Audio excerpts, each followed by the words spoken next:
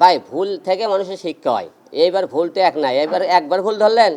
গত এর আগে 4 বার নির্বাচন করলাম, 4 বারই তো আমাকে হাইকোর্ট থেকে নিয়ে আসে আমাকে নির্বাচন করলাম। এবার আর মাপ যায় কোথা থেকে, এবারও আমি মাপ পেলাম না। হয়রানি খালি মাঝখানে মানুষকে আমারটা টাকা কিছু নষ্ট করলো, হয়রানি করলো, সময় নষ্ট করলো। এখান থেকে যাচাই বাছাই করে বাতিল করে আবার হাইকোর্টে যাইতে হবে। নির্বাচনের পরিবেশ একবারে ঠান্ডা হয়ে গেছে, মাঠমা বুঝলাম না। বগুড়া 4 কালু নন্দীগ্রাম থেকে। এবার আমি আম জনতা পার্টি প্রজাপতি মার্কা থেকে দল থেকে নির্বাচনের প্রার্থী হিসেবে জমা দিয়েছিলাম, কিন্তু দুঃখের বিষয়ে জমা দিতে পারিনি। নির্বাচন রিটার্নিং অফিসার 5টা বাজে 2 মিনিট হওয়াতে আমার প্রার্থীটা জমা তারা নেয়নি। না নেওয়ার কারণে আমরা আজকে হাইকোর্টে রিট করেছিলাম।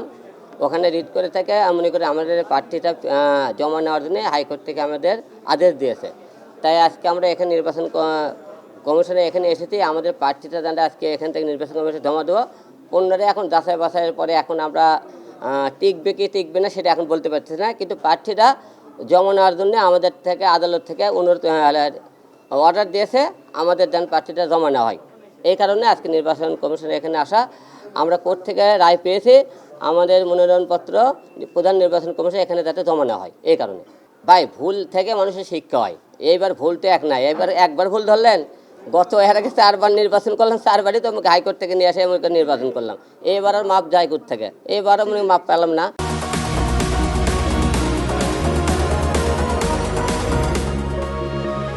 এবারে হাইকোর্ট থেকে রায় নিয়ে আসে এবং নির্বাচন করা লাগতেছে। যে আসলে আমরা চেষ্টা করেছিলাম সেদিনকে 5টা বাজে 2 মিনিট, 1 মিনিট কোনো বিষয় না। দেখেন আদালত থেকে কিন্তু ঠিকই রায় দিল আমাদের মনে করেন প্রার্থীটা মনে করেন জমা নেওয়ার জন্য।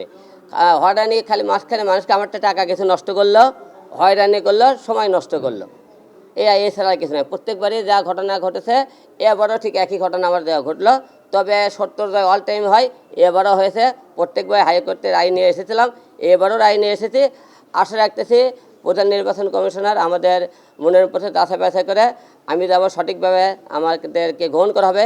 আবার এর থেকে যদি আবারও মনে করেন এখান থেকে যাচাই বাছাই করে বাতিল করে আবারও হাইকোর্টে যাইতে হবে। আবারও যদি বাতিল করে, কেবল তো এখান থেকে জমা নেওয়ার জন্য নিয়ে আসলাম।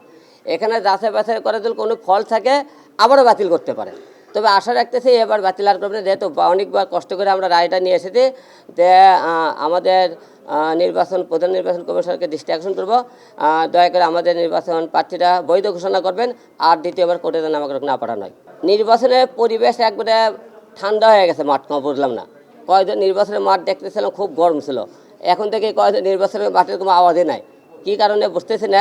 তবে আশা রাখতেছি সুষ্ঠু একটা নির্বাচন হবে এবার। কারণ নির্বাচন অনেক বছর যারা নতুন ভোটার হয়েছে অনেক দিন ধরে তারা কিন্তু ভোট দিতে পারে না। তো এবার আশা রাখতেছি সবাই সুষ্ঠু শৃঙ্খলাভাবে সবাই ভোট দিতে পারবে এবং যাকে পছন্দ হবে তাকে যাতে ভোট দিতে পারে। এবং সবচেয়ে ভোটে মনে করেন সহযোগিতা প্রধান নির্বাচন কমিশনার, পুলিশ প্রশাসন এবং সবার এবং সবচেয়ে বেশি মনে করেন এখানে এই সহযোগিতা দরকার। কারণ যেখানে নির্বাচনের হট্টগোল হবে সেখানে যদি আইন শৃঙ্খলা বাহিনী কোনো মামা খালু কোনো নেতা এবং কোনো দলের চিন্তা ভাবনা না করে, যাই সন্ত্রাসী বাহিনী হোক, যেখানে হামলা করা হোক সেখানে তাদেরকে মুখে সুষ্ঠু তদন্ত করে তাদেরকে বিচার করা হয়, তাহলে নির্বাচনের মাস আমি আশা রাখি সুষ্ঠু একটা নির্বাচন হবে।